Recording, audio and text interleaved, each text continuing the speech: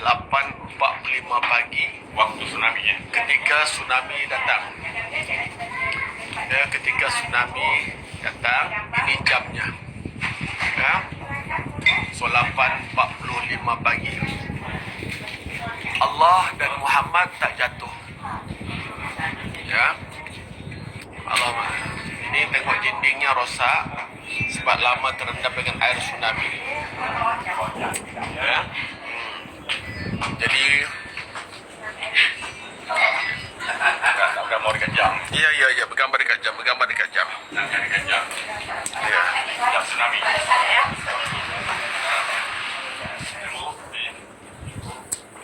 Ini Ustaz Mujib sebagai duta museum.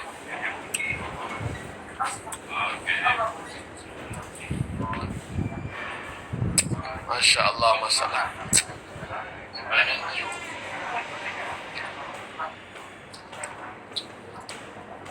Okey, cantik. Alright. Baik, ayo masuk. Masuk dengan masuk. Masuk kumbai lah. Kumbai. Kumbai masuk. Kan mau pergi masuk. Jap. Sama lah, duduklah. Duduk je. Okey. Oh, duduk. Foto semua. Okey, cantik. Silakan. Okey. Ustaz Mujib. Alright. Cantik. Okey. Alright. Jom jumpa lagi insya-Allah panjang umur ya. Insya-Allah kita bergambar di kapal, lepas tu kita nak bergerak. Ya.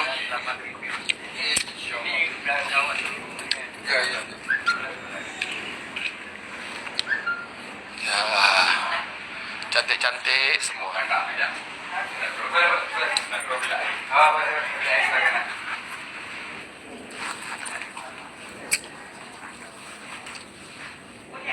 Ajenopak.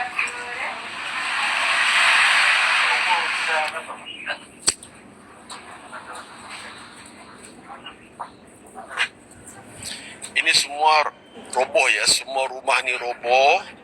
Penduduk kampung 6,000 orang, yang selamat hanya 1,500. Rumah ini selamat. Rumah Ustaz Mujib selamat. Dan inilah rumah yang di sebelahnya, 2 tingkat dan ada kapal atas rumah. Ya. Ambil gambar. Okey, SS gang. Okey ya. Jadi cuba tengok ya. Ini rumah Ustaz Mujib. Rumah Ustaz Mujib. Bila air naik, dorang lari ke sebelah sebab rumah sebelah ada 2 tingkat. Ya. Okey. Jadi setelah air naik lagi ke atas, dorang pun lompat ke kapal. Kapal ini singgah di sini. Dorang ingat ada orang nak menyelamatkan. Rupa-rupanya kapal hanyut. Jadi sampai sekarang diabadikan. Ya. Alright. Ya, mau SS betul. Boleh silakan SS. Okey, sekarang SS. Nanti saya pergi belah sana ya. Nampak gambar lagi ya. Okey, dah SS dah. Dah SS dah. Makan je. Ada SS ya. Okey. Kita pergi belah sini pula. Ya, tengok dari sisi tepi betapa besar kapal ini ya. Dan menyelamatkan lebih 50 orang ya. Sebentar ya.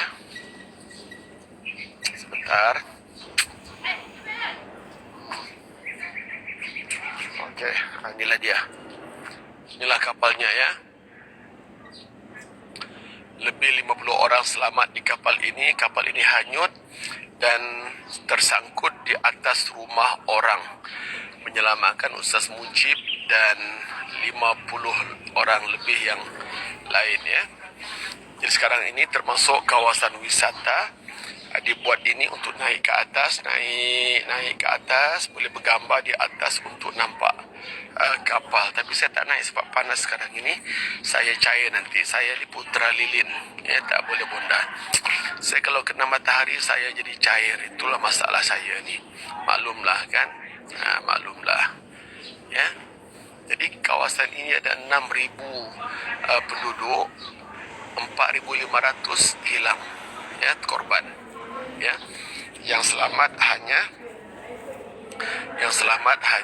1,500. Ya. Baik. Background kapal ya, baik. Baik. Jadi boleh, Kun. Boleh, Kun. Ya? Boleh ya? Boleh. Okey. Sebab matahari jadi itu ya. Baik. 1, 2, 3. Bismillahirrahmanirrahim. Assalamualaikum warahmatullahi wabarakatuh. Alhamdulillah wassalatu wassalamu ala Rasulillah wa ala alihi wa sahbihi wa mawala. Ya. Rihlah ilmu iman berada di Lampulo. Ya, Lampulo Aceh Darussalam, dan kita lagi ziarah kapal atas rumah. Ya, dan itulah di belakang itu gambarnya kapal berada di atas rumah yang telah menyelamatkan lebih 50 orang ketika kejadian tsunami berlaku. Termasuk yang selamat adalah Ustaz Mujib. Ya, yang menjadi host kita ini. Ya, Ustaz Mujib yang menjadi host kita kali ini. Iaitulah kapal di atas rumah. Ya. Dan apa namanya ni, kita berada di kawasan ini menjadi kawasan wisata sekarang ini. Jadi ramai menjadi orang datang kemari untuk melihat ya keadaan di sini ya. Okey. Alhamdulillah, aku terima kasih banyak ya Kota Bandar Aceh. Daripada 6,000 penduduk Lampulo, yang selamat hanya 1,500, dan salah seorang keluarganya adalah ya keluarga daripada Ustaz Mujib. Okey, terima kasih banyak semua. Assalamualaikum warahmatullahi wabarakatuh. Jumpa lagi Rihlah Ilmu Iman. Terima kasih banyak. Okey. Boleh, Kun? Boleh? Boleh ya? Itu masalah juga tu ya, yang auto VC tu ya. Nak off macam mana tu? Nak off macam mana auto VC tu? Ya. Okey tak, Kun? Okey tak? Okey ya? Alright. Jadi Bigo auto. Boleh off katanya, tapi saya tak tahu lagi macam nak buat. Acap toda.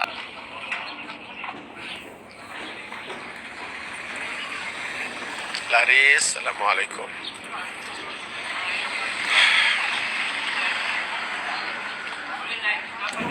Assalamualaikum. Apa kabar semua? Bagus, sehat? Alhamdulillah. Okey. Dari Malaysia. Dari Malaysia, dari mana? Kuala Lumpur. Kuala Lumpur di mana? Kepong. Sehat, Makcik? Alhamdulillah. Kita berada di bawah kapal, ya. Kita berada di bawah kapal.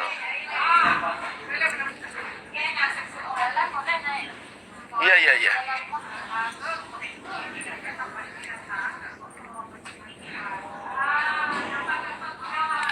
Inilah rumah yang runtuh dilanggar oleh kapal. Dan kapal ni parking di rumah ini ya. Jadi rumah ini menjadi kawasan wisata. Alright. Nah, inilah nama-nama yang terkorban. Ya.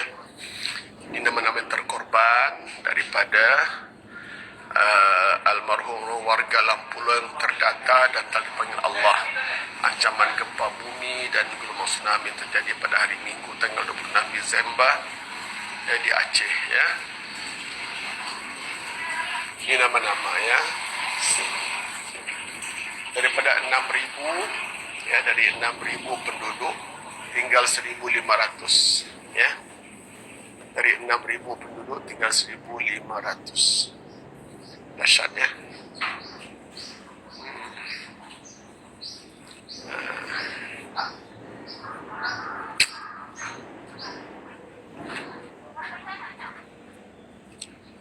Ya, Laris, selamat bertugas, Laris.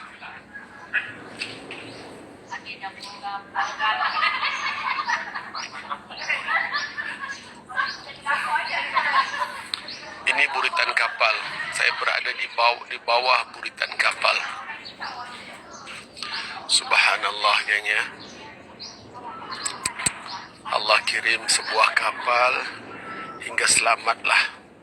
Selamatlah mereka seramai 54 orang. Subhanallah, ya. Subhanallah.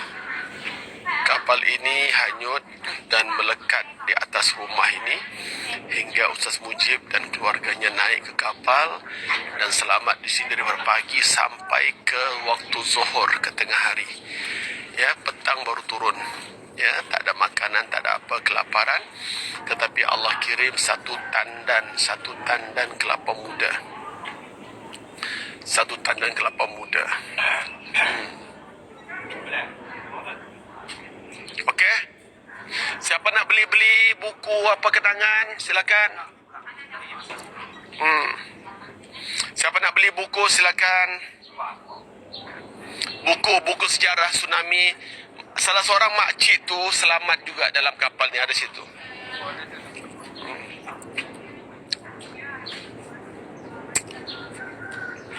Yang belum share tolong share, geng. Yang belum share tolong share, geng.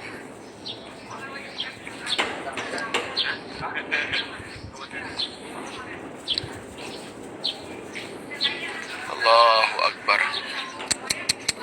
Boleh parking cantik, ya Ustaz, boleh parking cantik tepi rumah dia. Kalau langgar rumah dia, habis.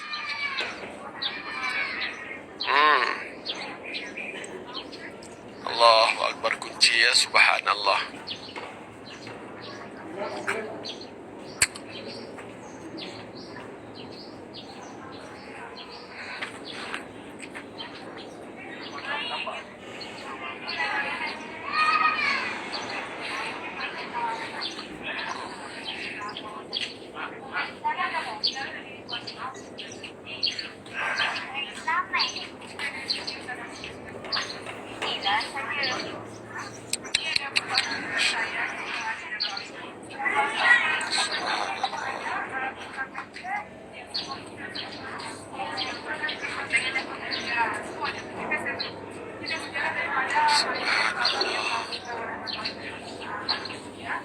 Ini gambar kenangan ketika berlakunya. Tengok, ya.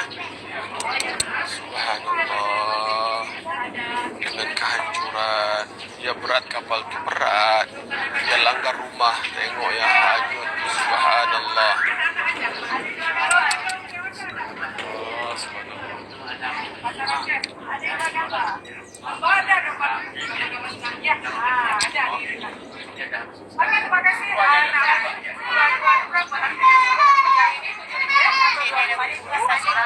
ya, sudah, Pak.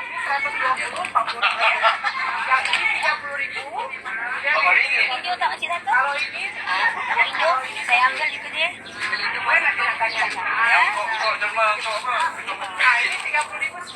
Untuk kecilnya lagi. Sekali dengan Sudah bagi sekian sekali. ada nama dua kenang-kenangan.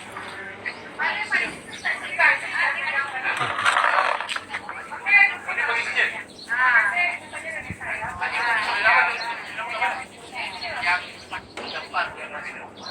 Boleh sekarang.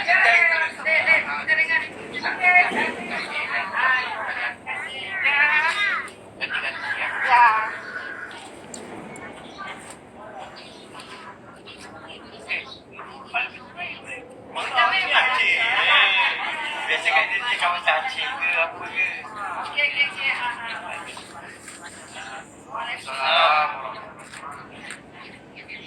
Ya, betul.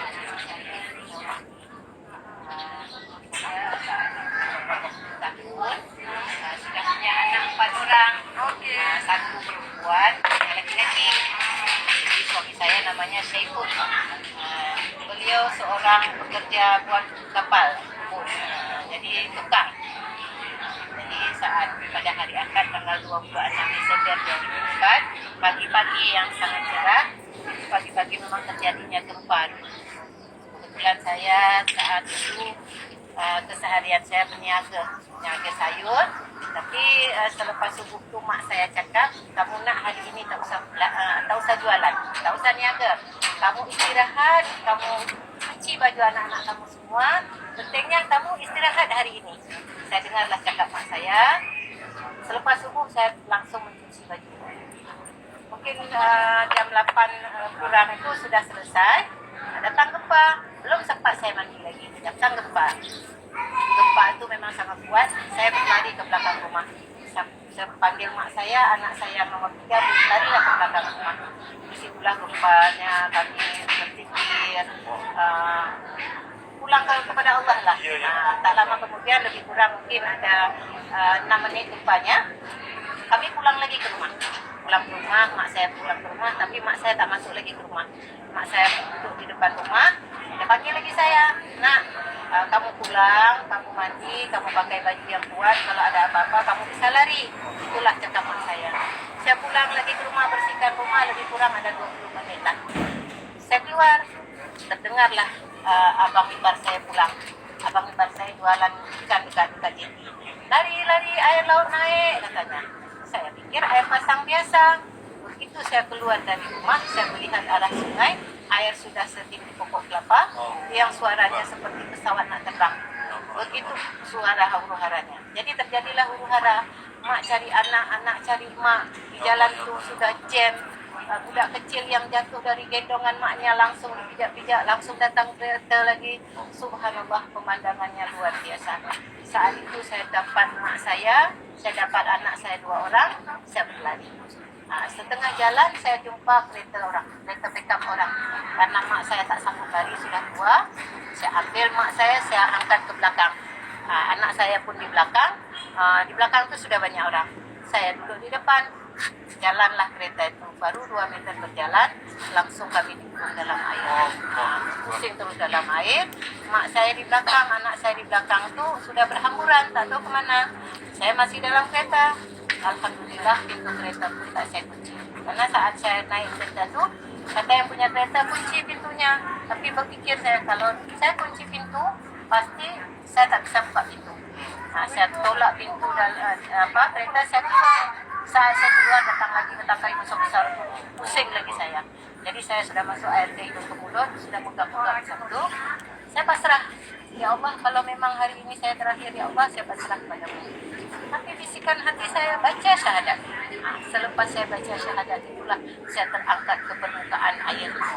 Begitu saya timbul di permukaan air, nampaklah anak yang saya bawa lari tadi 2 orang itu dekat pokok kelapa.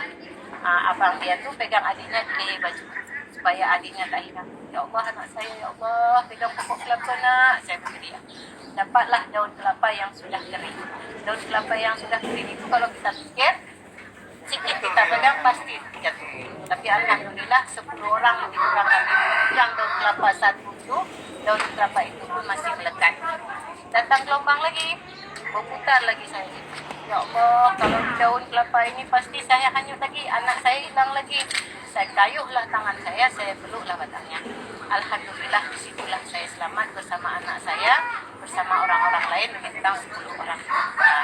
Di pokok kelapa itu saat air surut, saat itu kan kami sudah terapung. Jadi saat air surut, kami turun sedikit. Di pokok kelapa itu sudah ada sampah-sampah, batu-batu tersusun macam tangga. Alhamdulillah, disitulah kami berpijak sikit seorang hingga pukul 3 petang. Mana matahari terik, tak ada apa-apa yang bisa kami makan, cuma kami mengingat Allah saja. Saya suruh anak saya azan, saya suruh anak saya meniat puasa, karena tak ada apa-apa lagi.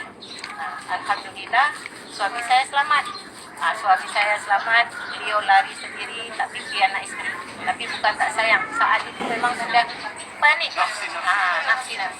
Jadi beliau sempat di dalam air, turun dalam air juga, sempat terjepit-jepit sampah, kaki beliau kena sink. Kena sink. Jadi dalam sampah itu beliau menemukan seorang budak kecil yang minta tolong. Jadi begitu beliau lagi berenang macam tu, bukan berenang, ada kayu satu beliau pegang, beliau sempat menaruh budak itu di leher. Saat beliau dihempas lagi ke dalam sampah, masuk lagi beliau dalam sampah, hilang lagi budak itu. Hilang lagi budak itu. Jadi saat itu beliau buka sampah, beliau ke atas permukaan air, nampak lagi budak itu. Minta tolong lagi budak itu. Ya Allah, kalau budak ini masih engkau beri umur, selamatkan lagi. Timbul lagi budak itu ke atas, dekat dia diambil, ditaruh lagi di budak beliau. Jadi mereka terhempas lagi ke dinding rumah sekolah tingkat 2. Beliau sempat naik ke atas sampah, naiklah ke atas bumbung yang paling tinggi. Jadi saat itu budak itu didudukkan di atas bumbung tabung. Budak itu pun mengingatkan suami saya, tu mungkin ayah dan mak saya tak ada lagi, boleh saya ikut asuh. Disitulah suami saya baru sadar, baru teringat dua anak isteri. Jadi saat itu pun budak itu didudukkan di atas tabung, beliau menolong orang-orang yang minta tolong lah. Jadi semana bisa kita tolong lah. Jadi satu kita tolong, lain pun tolong-tolong lagi. Mungkin saat itu beliau lahir juga. Udah.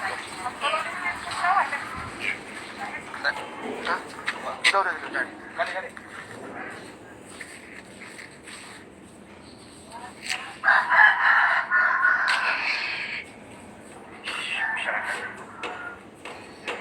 Dia tak ramai orang datang sekarang ni.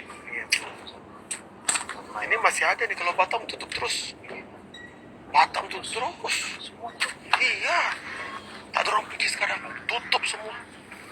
Bas, van, restoran, hotel, semua tutup habis. Semua yang kerja dengan pelancongan, tak ada kerja, tak ada gaji. Di Batam. 2 bulan lepas kami ke Batam. Masa itu memang dah teruk dah orang. Kalau sebulan lagi orang tak datang, kami tutup. Dah. Bulan lepas terus langsung tak pergi sebab ada kes. Jokowi pula buat keputusan buat camp sakit corona ni di Batam. Pulau Galang. Nah, lagi orang takut karantina. Lagi orang takut. Allahu Akbar. Ya, makasih banyak kunci. Kita doakan semoga Batam selamat kunci. Ya Allah, ya Tuhan. Semoga selamat semua, insyaAllah.